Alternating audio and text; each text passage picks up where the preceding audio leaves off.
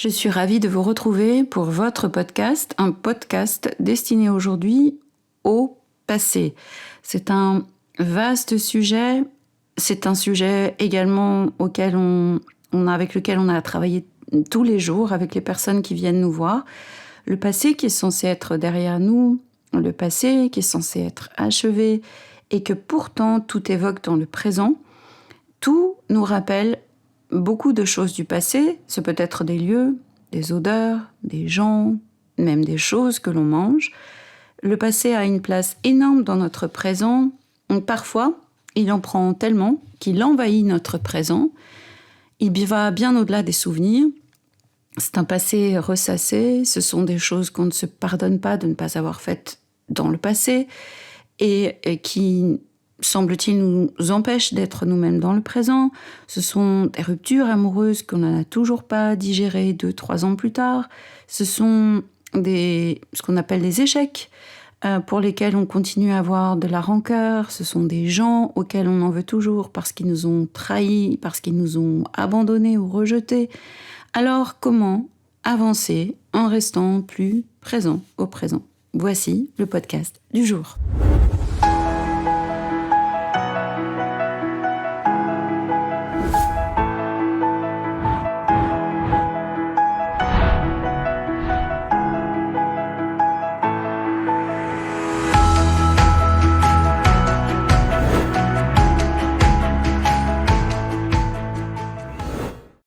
Je suis Frédérique Lesourd, je suis hypnothérapeute et j'aide les gens passionnés par le développement personnel et par l'hypnose à devenir eux aussi des hypnothérapeutes gagnants. Bien évidemment, si le passé n'existe plus, nous savons que notre cerveau a tout enregistré. Tout a une place en nous. Tout est bien rangé et ce même pendant les années de la toute petite enfance, de 0 à 5-6 ans, où nos souvenirs sont rares, ou quand on en a, ce sont des souvenirs très, très flash, vraiment très, très centrés sur un événement bien précis et très marquant. Je vais aujourd'hui évoquer le passé que je vais qualifier de généraliste, je n'ai pas trouvé d'autre nom. Il est évident que certains d'entre nous ont vécu des drames, des traumatismes, ont vécu une enfance particulièrement lourde, marquée par des pertes ou la maltraitance ou que sais-je. Et évidemment, là, je parle de dépasser le passé que je vais appeler encore une fois un peu lambda. Ça n'a rien à voir avec les traumatismes et ces choses tellement marquantes du passé qui demandent très souvent l'aide d'un thérapeute, d'un psychologue qui puisse effectivement nous aider à faire la paix avec ces drames du passé. Je parle aujourd'hui du passé plus classique, c'est-à-dire avec toutes les expériences de vie, avec les chutes et les joies, les pertes, les grandes réussites, les plus, les moins, les hauts et les bas.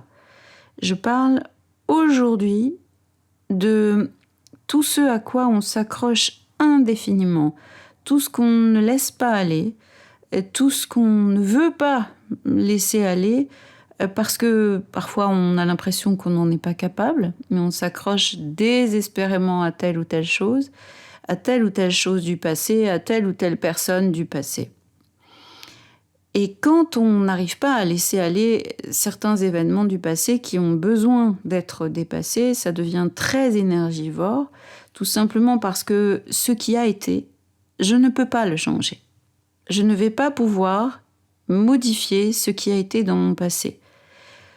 Et le problème, c'est que je continue à le traîner dans mon présent.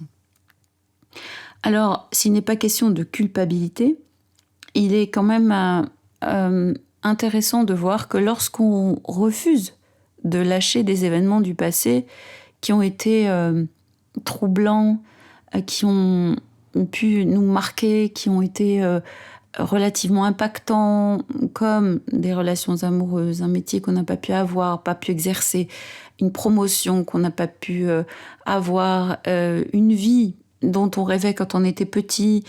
Je voulais être prof et puis finalement j'ai dû travailler dans un supermarché. Toutes ces choses que l'on continue à porter dans notre présent vont faire de nous une victime du passé ou nous placer dans une position de victime. C'est-à-dire que ces événements du passé ressassés font que moi, je ne peux plus être acteur, actrice de ma vie. Je ressasse, je refais le film, je rejoue l'histoire. Dans le cas des ruptures amoureuses, on peut, par exemple, savoir intrinsèquement que la relation qu'on a vécue n'était pas la bonne. Mais lorsque la rupture arrive, alors je commence à idéaliser la personne avec laquelle j'étais. Je commence à idéaliser le couple que j'avais formé à l'époque et qui, pourtant, dans le passé, ne fonctionnait pas. Mais dans mon présent, le souvenir me ramène plutôt à tout ce qui était heureux, doux, agréable, et je m'accroche indéfiniment à cette relation. Alors que si j'en parle de façon très objective, je serais même capable de dire « je savais et je sentais que cette relation ne fonctionnait pas ». Pourtant, dans le présent, je continue à la ramener sans arrêt, à me dire « ah oui, mais quand même, et si ?» Alors forcément, nous devenons des victimes du passé. J'ai un passé, mais là, je suis en train de devenir le passé. Je suis le passé lui-même. Il est censé être derrière moi, et moi, dans mon présent, je vis avec lui. Et finalement, ce passé devient parfois un espèce d'alibi dont on n'a pas conscience. C'est important aussi d'amener les patients à travailler là-dessus avec des prises de conscience très douces, encore une fois sans culpabilité. Mon passé devient un alibi, ça veut dire quoi ? Ça veut dire que si par exemple mon père était particulièrement autoritaire, mon père nous disait « à table les enfants ne parlent pas », mon père me faisait peur, alors aujourd'hui en tant qu'adulte, je vais justifier le fait que j'ai tellement de mal à aller vers l'extérieur, j'ai tellement de mal à prendre la parole quand je suis devant des gens, par le fait que j'avais un père autoritaire. Ou alors, j'estime ne pas avoir reçu une éducation qui m'a permis de faire aujourd'hui le métier que j'aimerais tellement exercer. À la maison, il n'y avait pas d'argent, et puis j'ai pas pu passer mon bac, alors je ne suis rien. J'ai décrété qu'aujourd'hui, dans mon présent, étant donné que je suis issue de cette histoire-là, de ce milieu-là, eh bien je ne suis rien, je ne peux rien faire. Et dans ce cas, je peux aussi dire également, j'arrive pas à vivre un couple serein, mais c'est totalement légitime puisque mes parents se sont séparés quand j'avais 4 ans et je me souviens très bien qu'il y avait beaucoup de disputes chez moi et que mon père levait la main sur ma mère. Donc, je ne peux pas aujourd'hui, dans mon présent d'adulte, vivre un couple équilibré. Et là, dans ces 3 cas que je viens de vous mentionner, mon passé me sert d'alibi. Dans le sens où, une fois que je suis devenue adulte, moi, je peux aujourd'hui prendre mes décisions. Je ne vis plus sous le joug d'un père qui m'a éduquée, qui m'a transmis des valeurs, plus ou moins bonnes, qui a fait ce qu'il a pu, certes, mais aujourd'hui je suis adulte et je peux décider que si j'ai envie de parler, je peux parler maintenant. Si je veux donner un autre sens à ma vie, si je veux évoluer, avec ou sans bac, je peux le faire aujourd'hui. Forcément, maintenant, une fois adulte, je ne dépends que de ce que je décide moi-même. Et cette décision-là, personne ne pourra la prendre à ma place. Et c'est quand je commence à décider que je sors de cette posture de victime dans laquelle je me suis placée par rapport à mon passé. Mes expériences négatives de l'enfance me paraissent prendre une telle place que je ne peux pas faire autrement. Un jour, j'ai entendu dans une interview deux frères qui étaient donc qui avaient été éduqués ensemble et qui avaient un père alcoolique et violent. Et c'était vraiment très intéressant d'entendre l'un dire bien qu'il était en prison, mais qu'il ne pouvait en être autrement, puisque son père était alcoolique et violent, et que l'autre frère, lui, racontait son parcours et travaillait dans le social et disait qu'il ne pouvait en être autrement, puisqu'il avait connu cette enfance difficile avec un père alcoolique et violent. 2 points de vue, 2 façons de se positionner par rapport au passé. Qu'est-ce qui est différent chez ces 2 personnes-là, chez ces 2 frères? Juste que l'un n'a pas choisi, n'a pas voulu être victime de ce passé. Il a décidé de vivre autrement, d'aider d'autres personnes. On y viendra plus tard. Que peut m'apporter ce passé? Ici, c'est flagrant.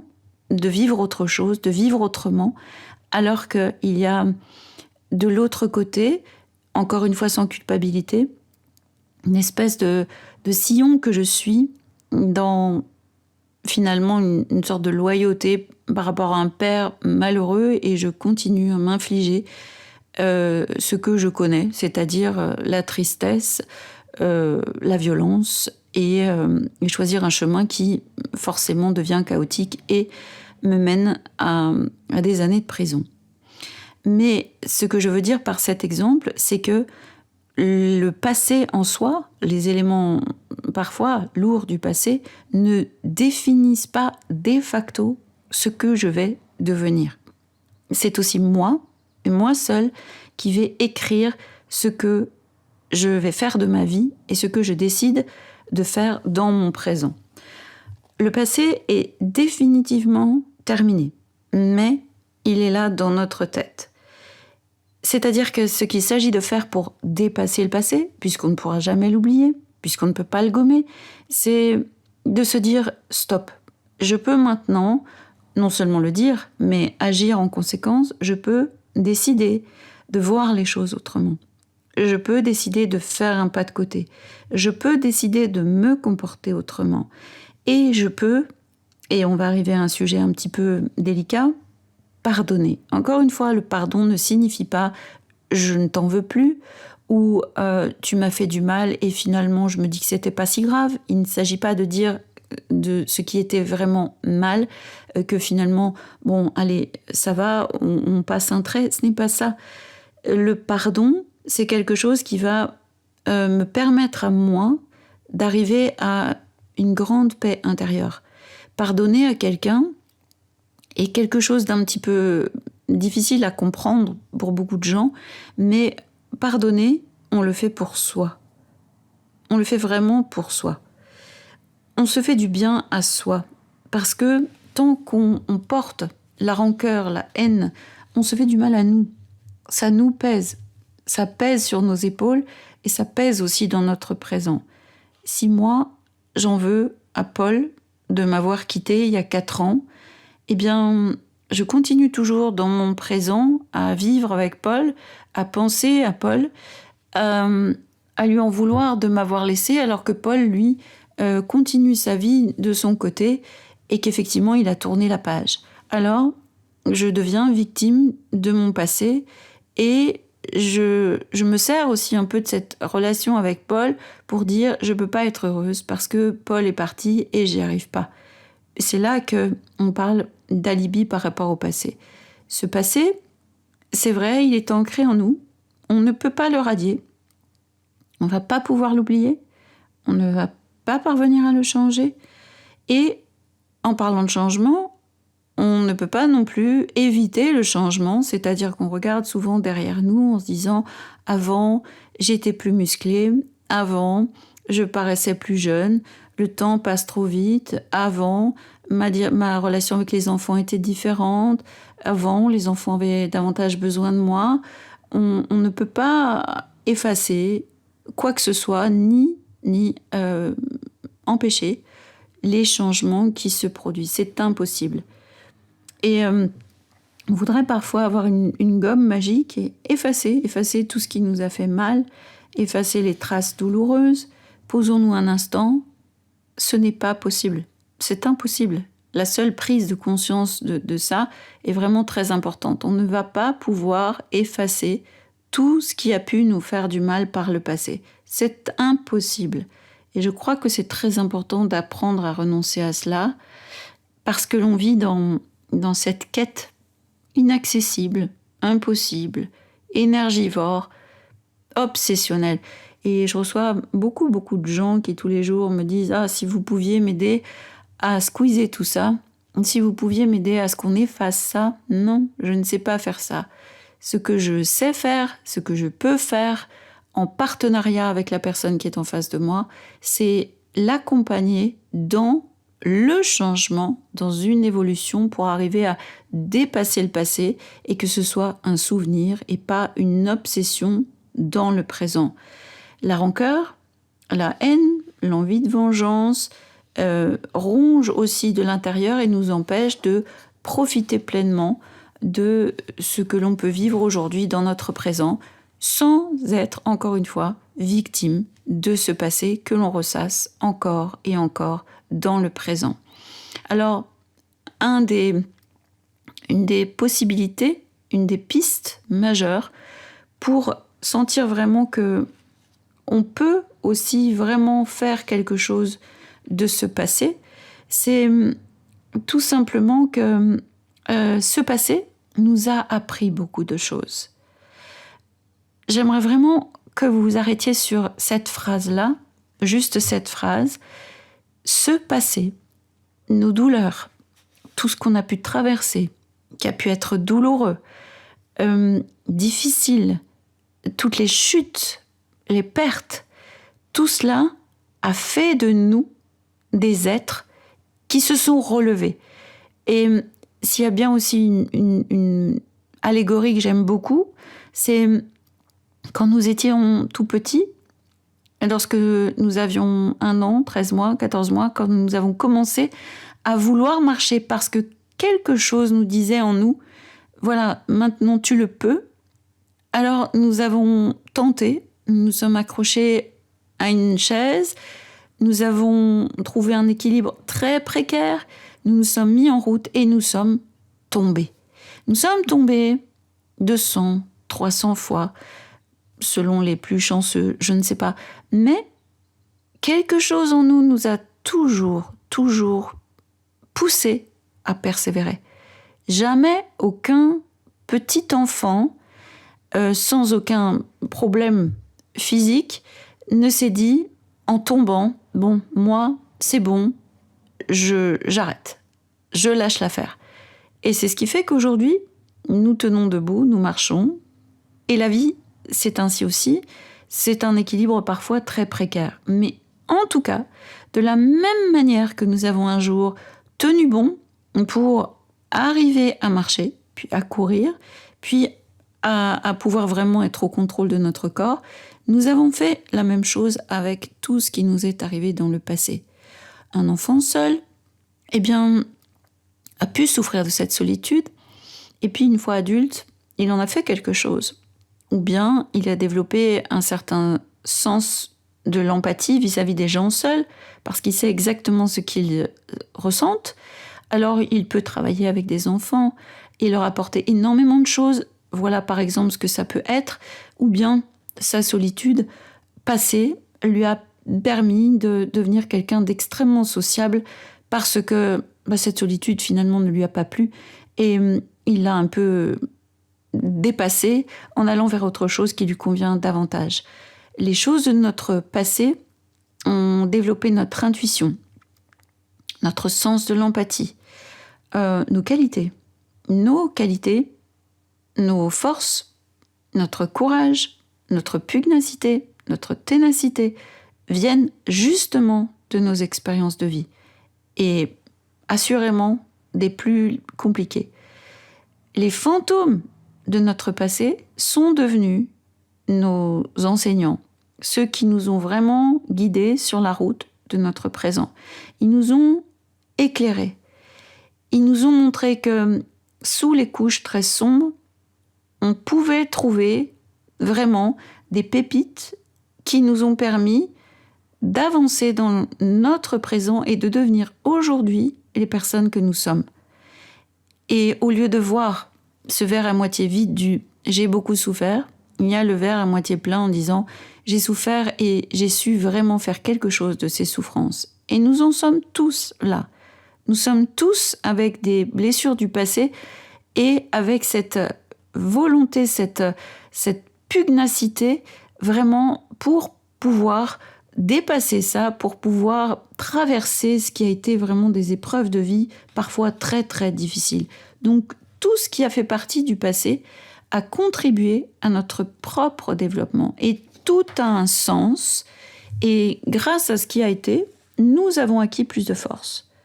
Donc c'est parce que nous avons aussi traversé des choses extrêmement douloureuses dans le passé qu'on apprécie d'autant plus la joie, parce qu'on a connu cette tristesse profonde. On peut, quand on vit dans une grande période de calme, l'apprécier d'autant plus qu'on a vécu la tempête. On peut apprécier d'être en très bonne compagnie avec des amis chers parce qu'on a vécu des périodes de solitude. Donc, nous pouvons vraiment sentir et reconnaître à quel point nous sommes tous armés de force, de courage. Nous avons su dépasser ce qui a été tellement douloureux et puis aussi dans le dépassement de soi qui vient de ce que j'ai vécu et de ce que j'ai dû dépasser parce que j'ai pas eu forcément le choix, il a fallu traverser les épreuves. Et tout ça nous a vraiment enseigné quelque chose quand bien même la douleur a été grande. Même les gens qui nous ont fait du mal, même les gens qui nous ont trahis, même les gens qui nous ont énormément peinés, nous ont permis de grandir et de nous affranchir. Et c'est un autre chemin plutôt que celui de « je me pose en victime ». Pourquoi moi ? Pourquoi ça n'arrive qu'à moi ? Pourquoi il faut toujours que ça tombe sur moi ? Où je décide, d'accord, ça c'est dans mon passé. Je me félicite d'avoir pu vraiment traverser tout ce qui a été tellement douloureux et je sais que j'en ai tiré des leçons. Je sais aujourd'hui que ces expériences tellement difficiles m'ont permis de ressentir les choses avec plus de force, m'ont permis de ressentir l'amour beaucoup plus fort, m'ont permis de ressentir toutes ces qualités qui sont en moi et que je décide aujourd'hui de voir, de reconnaître. Là, aujourd'hui, dans mon présent, je suis ce que je suis grâce à ce qui a été. Ce sont donc deux positionnements différents. Ou bien, je reste victime de mon passé et je m'en sers comme alibi, ou bien, je choisis l'une des pistes pour dépasser mon passé et je vois en lui tout ce qui m'a permis de devenir aujourd'hui qui je suis, ce que je suis devenue, cette personne faite de force, de courage, qui peut faire énormément de choses et qui n'a pas besoin de se planquer derrière son passé pour dire « je ne peux pas faire ».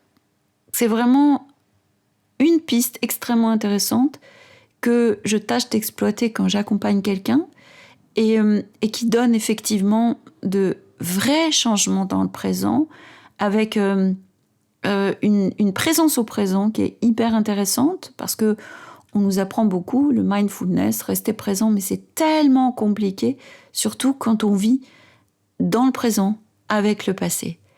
J'espère que vous avez eu autant de plaisir à écouter ce podcast que j'ai eu à le faire. N'hésitez pas à liker, à commenter.